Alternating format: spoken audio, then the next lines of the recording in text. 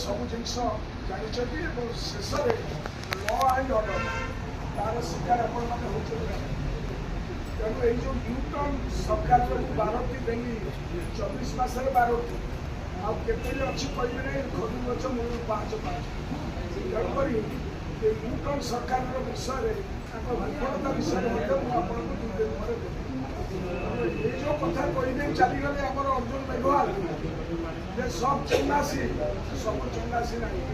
ଓଡ଼ିଶାରେ ଲୋକ ବର୍ତ୍ତମାନ ତାଙ୍କର ତ୍ରାହି ତ୍ରାହି ଡାକ ଦେଉଛନ୍ତି। ବୁଢ଼ାବୁଢ଼ୀମାନେ ତ ସହଜ ପାଇନାହାନ୍ତି, ଅଭିଶାପ ଦେଉଛନ୍ତି ଏ ସରକାରକୁ।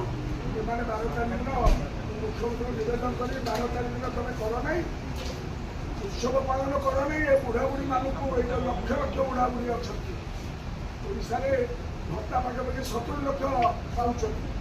ତା ଦେହରୁ ଅର୍ଦ୍ଧାଧିକ ଯେଉଁମାନେ ଏନ୍ଏସ୍ଏଫ୍ରେ ପାଉଛନ୍ତି ସେମାନେ ଏପର୍ଯ୍ୟନ୍ତ କିଛି ପାଇବେ।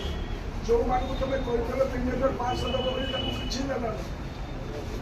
3 ମାସ ହେଲା ସେମାନେ ଉପାସରେ ଏବଂ ତମେ ଏଠି 12 ତାରିଖ ଦିନ ତମର ଉତ୍ସବ ମନେଇବ ପଞ୍ଚାୟତରେ ବୋଲି। ସବୁ ପଞ୍ଚାୟତରେ ବୁଢ଼ାବୁଢ଼ୀମାନେ ପ୍ରାୟ ଡାକ ଦେଇ ଅଭିଶାପ ଦେଉଛନ୍ତି ଏ ସରକାରକୁ, ନ୍ୟୁଟନ ସରକାର।